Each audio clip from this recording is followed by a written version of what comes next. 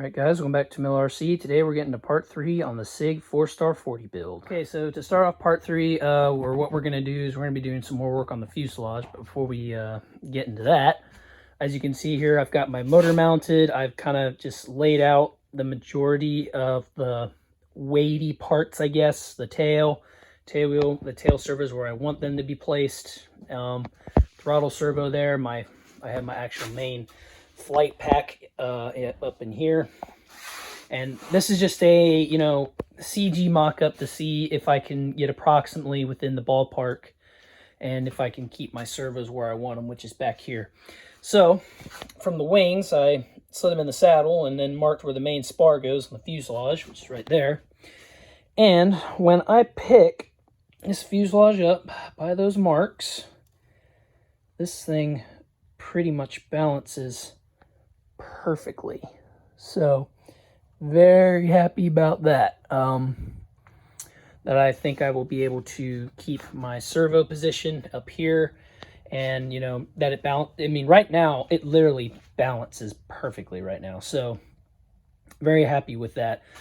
Fuel tank can go pretty much right on the CG2, which is things I like, I really like that. That way, when the fuel diminishes, it gets lighter, and if it's all the way up the nose, it's going to kind of shift the CG more towards the tail. So needless to say, I'm very happy with how the electronics layout with the engine, spinner, and then the servos back in the tail is going to work. So very happy about that.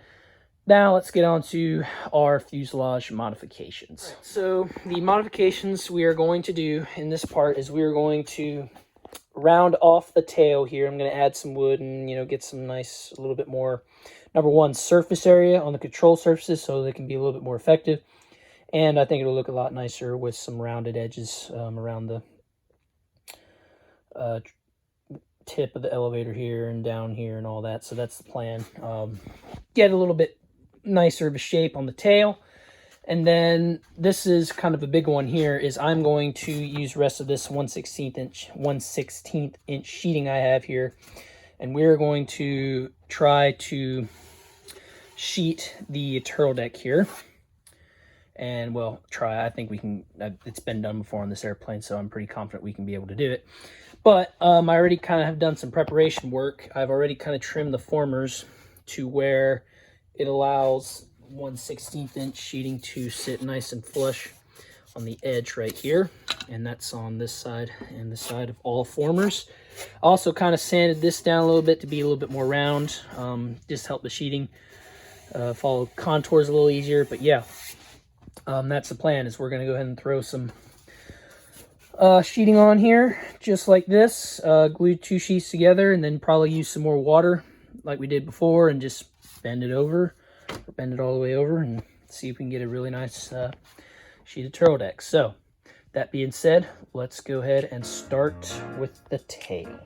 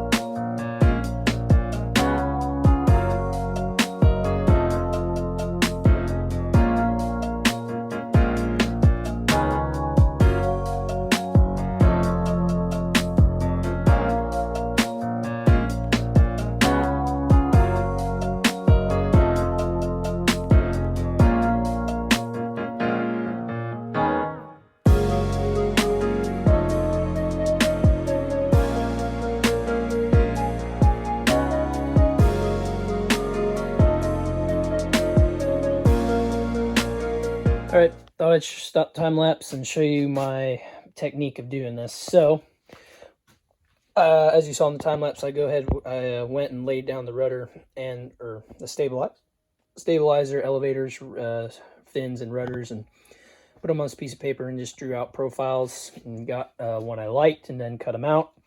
Then traced them on some wood and just cut the wood out, and this is what I've got now. So this is just rough fitting. Of course, this will be all sanded later and look all nice and good and all that good stuff. Now, you can probably do a counterbalance like this if you want, if you're into that thing. I'm not going to do that. I think it's a lot easier just to cut it this way, at least for covering wise, so I'm not going to do counterbalance, but if you want to, go right ahead. But yeah, thought I'd show my process on that. So we will go ahead and do some sanding, and then we'll continue on.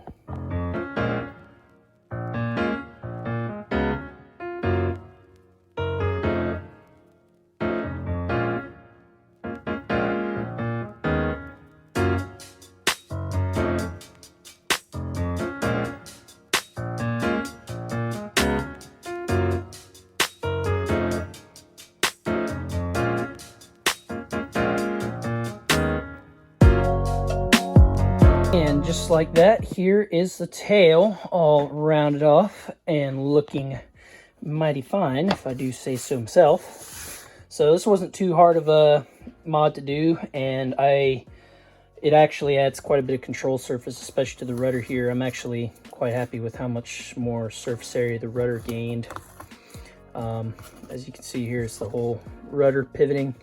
It's pretty big, so hopefully we can get a knife edge out of this now. I was concerned that it wouldn't really knife edge the stock rudder, but as you can see, it's pretty large now. So yeah, hopefully we can get a knife edge. Same with the elevator. It decreases the control surface area quite a bit, so we'll have more control authority, which, you know, I'm all 3D guys, so that should be great, right? I'm going to experiment with the other wood I have here, and I want to see maybe if I can cut out some wood here, maybe to lighten things up just a little bit, because it did increase the weight a little bit.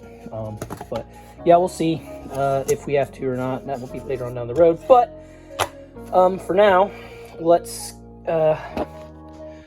take subject off the tail, and let's see if we can put a sheeted turtle deck on this guy. Here's sort of set up for the turtle deck that we're going to do. So first thing is I'm going to glue these two 1/16 inch sheets in the center right here, and once that is completely dried, we'll take these two when they're together, lay the seam right over the top here, and then use the water trick and just carefully bend the wood into shape.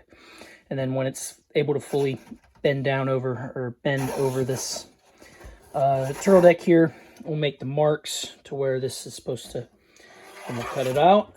And yeah, we'll see if that works for making a nice turtle deck. So let's see what happens.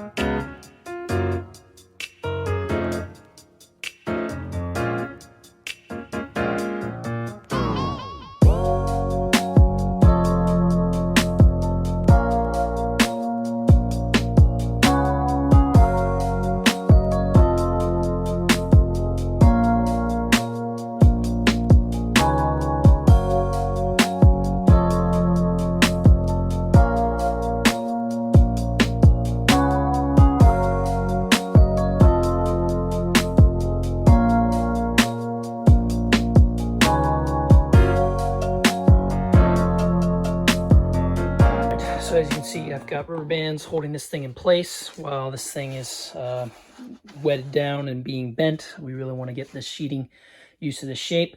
Now, if you can see right here, this did crack right there, and this wasn't on my glue seam where I joined the two together. It was on another seam of wood, so I thought that was kind of interesting, but I was able to glue that back together, and it just created a little ridge that we'll have to sand later, but I think it'll turn out okay. But yeah, for now, we're just going to let this thing set in place for, well, I'm probably going to let it set in for a good hour and 30 minutes and maybe keep spraying it down with water every now and then, although it's very moist as it is right now. And yeah, she'll get this nice bend in it, and we'll continue to fine tune it from there. All right, so unfortunately, we're going to have to change plans on the turtle deck. We're going to try a different method here. The first one with having it all one piece and having it wrap around. It's it just started cracking the wood and didn't work too well. So I consulted with someone who's done this before, and he says, try it in 2 pieces, or kind of like this, where I just have this 1/2 here, and we're going to go ahead and lay it down on here, and I'll fix all those gaps here later on. But then we'll glue it, and then we'll curl it over just like we were intending to, and then have the other piece on the other side, and we'll just have it meet in the middle here. So we're going to go ahead and try that and see if I can get the sheeting on then. So let's try that method out.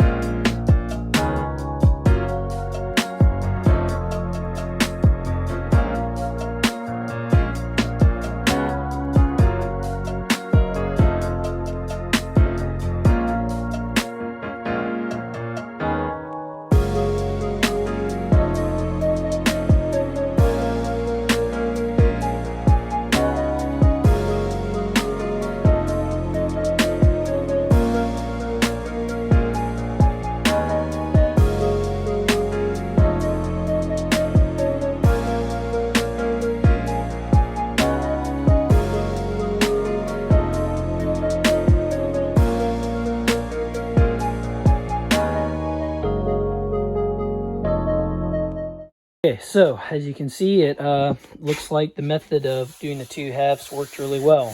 We've got this really nice looking turtle deck. I've sanded it just a little bit, and it feels really nice and smooth and looks great. It's going to look a lot better when we put covering on it. It ain't going to have that ribbed effect. It's going to follow this nice smooth contour of the turtle deck. So really happy how that came out. So now we're going to work on making a nose cowling that hopefully I can make so it's removable. I have this cowl ring that I just traced the outline and made it slightly bigger so I can sand it. So I got this cowl ring here, and then I have a spinner ring that when I traced my spinner here, which I'm using a 2 1/4 inch spinner, and I cut out this plywood ring on the outside, and then this was a 1 1/2 inch hole saw that made the inside. So that's what I'm going off of. Then I also, if you can see in there, tack glued some 1/16 inch spacers in there so I can get my cowl or spinner gap. So basically, now that we have these 2 parts, what we're going to do, or I'm going to make a way to make this removable, and my plan is to have a bottom latch down here, and then up here I'm going to use magnets for those to get those to stay there, and I think that'll work pretty good. So we will go ahead and make the latch and the magnets, and then we will continue on with the cowl.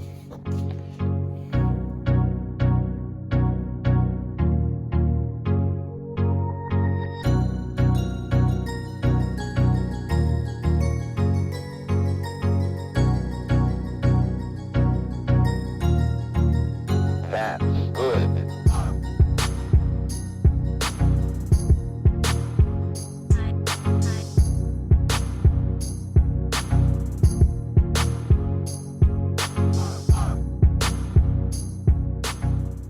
All right, so I've got my cowl latch made here. As you can see, it's just 2 pieces of wood, plywood, you know, and they're all going to be CA'd later, so it can't rough or be undone or whatever. But as you can see, it just slides on just like that, and it clamps it down just fine and looks fine and dandy. So now, next thing we're going to do is I stripped this. This came off an old airplane. This is gray covering, and it's a real pain to get off. So what I did is I just took it off on the top. However, this is the cowl ring is going to face this way though. I'm just reversing it so I can glue the magnets on where I want them. And I'm using these small little guys right here, and they're plenty strong, don't worry about it. Then after that, we'll just go ahead and mark where the magnets are, and then we'll go ahead and drill some holes or whatever we have to do. That was my plan, was to actually drill holes in the firewall and actually sink the magnets in to the wood, so this would sit nice and flush up top here. So let's see how that works.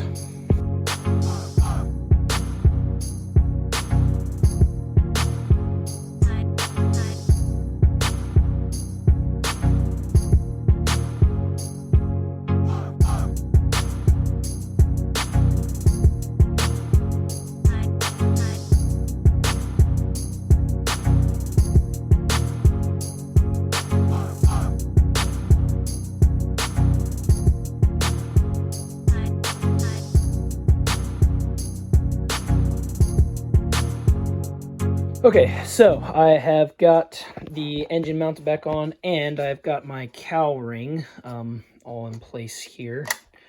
Pull this out here, and then all you do is disengage the magnets up top here, and then slide down, and the cowl ring comes right off. So I think this system is going to work. So here are the 2 magnets here, and there are the holes with the magnets embedded into the fuselage slightly. So now that we have that, I have the engine mounted back on with the spinner ring. And what we're going to do now is take this 1/4 inch wood. We'll see if this is thick enough. I'm hoping it is. We will see. And we are going to place it pretty much right along here. I'm going to have a lot of overhang, so I have some nice amount of wood to sand off with. And yeah, we are just going to get this on here and pretty much carve and sand a real nice cowling shape into this. We'll see how it all turns out, but we'll get all our sheets in place, and yeah, continue on.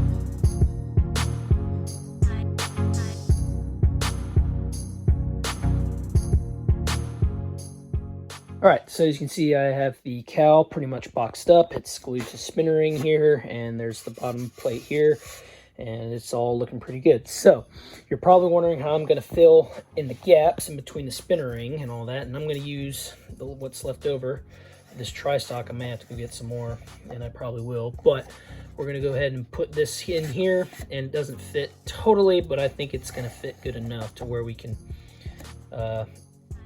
you know, sandwich or get some meat in there or whatever we have to do. But yeah, I'm gonna go ahead and add the tri-stock, and then after that it's gonna be just going to town on the sanding bar again, just like the wingtips and the hobby knife, and carving hopefully a really nice looking cowling. So let's continue.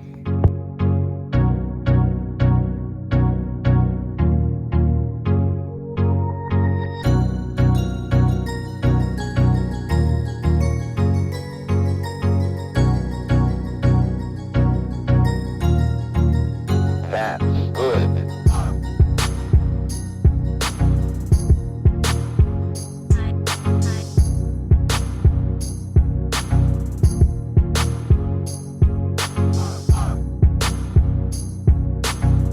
All right, so I know you're probably expecting a time lapse after this, but I did want to show what I've got going on with the cowling. So you see quite a bit's changed. I went out and had to get some more tri-stock, but I added some to the top here. And I also filled in, or that all the tri-stock here didn't quite fill in the gaps in between the spinner ring. So I took a piece of paper and traced what was left, or gaps around the spinner ring, and I was able to fill it up with some wood, as you can see on all four corners there. So now I think we are ready to start going to town with the hobby knife and sanding bar. So yeah, let's see what kind of shape we can get. Hopefully it's going to be a good looking one.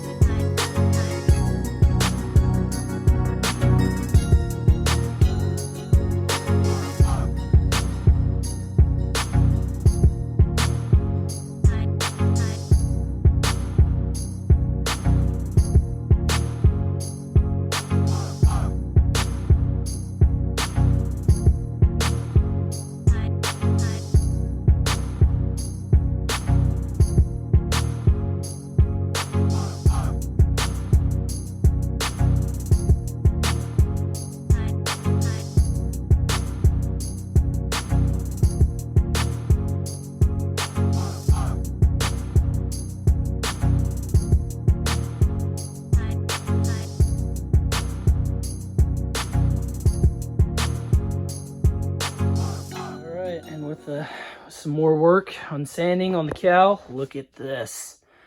Man, doesn't that look so much better than the stock setup? I think it does. It looks great with the engine sitting in there. Yeah, looks really sweet. So this isn't finally sanded. It's just, you know, pretty much got the shape that I wanted, and I think it looks pretty good. Now, you're probably wondering if I sanded through the corners here. And the answer is a definite yes, because I don't know if you can see, but I got tri-stock patches going all across this thing, and a lot of filler, filling up some holes that I went through. I think there's one I still have to cover up there, and that's slightly. So, being that I went through this, you know, this is the first time, like I said. If I had to do this again, I use 1/4 inch wood for all four sides. As you can, 1/4 inch balsa wood. I would use some 3/8, and then with that 3/8 wood, instead of sticking the wood directly onto the spinner ring right here, I would channel the wood and have the spinner ring kind of sit in that channel a little bit, so you can have a little bit more meat there than I do. This isn't weak by any means. Like, this is very it's well structured. It's just that, you know, I sanded through a couple times, so that was just more work that had to be done. So that's what I would do if I was doing this a second time. I also added this top ring, I guess, here, because I don't know, to me, I don't think it's going to look very good with the covering just grabbing onto this little thin 1/8 inch spinner ring area. So I went ahead and added some more wood. Let me see if I can get a measurement here. Looks like this is about, yeah, little over a quarter inch of a, I'm going to call it an upper spinner ring or deal. And I think it looks, number one, I think it looks better. Plus it's going to aid in having the covering grip on something. So yeah, all in all, it still came out and looks great. I'm very happy with the looks. I think it's going to make this thing look really sweet. Yeah, I'm very satisfied with the results for a first timer, but yeah, like I said, I do a few things different, but I'll tell you what I am happiest about. And let me take the spinner off and show you. So here is what I am most happy about, the happiest about right here. If I can do this with one hand. There, we pop the magnets out. Down, voila. Ain't that sweet? All the people who have, or all the forums that so far I've seen on this plane all make their cowl one piece, but I really wanted mine removable, because if you have to do anything to this engine or access it, or the biggest thing is because I'm using nylon motor mounts, I can't drill and tap for the screw holes. So to get to the nuts to tighten down the motor mount or get them or loosen them if I have to take the engine off for whatever reason, that's going to be a lot harder with the cowling that's permanently attached. So once again, really happy. And in case we forgot, this is how it works. There's my bottom down latch right there. That just grips on to the bottom of this cowl ring, and then it's just magneted on to the top. And I think it's going to work really good. It takes a lot of force to, well, for the cowling to even come off, you have to pull forward, and air is going to be pushing this back the whole time. So I'm not concerned that this cowling's going anywhere. I think it's going to work great. So yeah, I'm happy with the results of how the cowling turned out. So very cool. Very cool. And then of course we did the tail here, and then we have the turtle deck that we did fully sheet, and that's all. I didn't do anything to it since I glued it together, but I'm just these mods were definitely the most difficult part of the build, but I'm so glad I did them. I think it's definitely going to set this plane apart. Oh, another thing is I decided to go away from the stock canopy. I have this canopy from a old plane that, with a little bit of trimming and a little bit of wood added here. Oh man, I think this canopy is going to look really good too. So much more clean and aerodynamic looking, right? Yeah, that's going to look much better. So with that canopy and this cowl, I think we're going to have a pretty good looking sport aerobatic airplane. So with that being said, I think that'll be the end of part 3. This possibly will be the longest video of all the parts, but because of it took the most amount of work, most definitely. But we are to the point now where we can glue the 2 wing halves together probably. That'll be next. And then adding the tail servos back here, which I did pop these out because I'm going with a different setup. I know I said in my previous video that I was going to leave these in. I actually decided to pop these out. So just be aware of that. But yeah, then we can go ahead and, well, we won't attach the tail. We'll cover it first. Hinge all the control surfaces and, basic final assembly. And then we're going to be pretty close to doing final sanding and covering. So pretty exciting stuff. So very, very cool. Anyway, hope you all are enjoying this build series. Once again, if you have any questions, comments, you can, questions, put them in the comments. And remember to hit like, subscribe, and we will see y'all for part 4.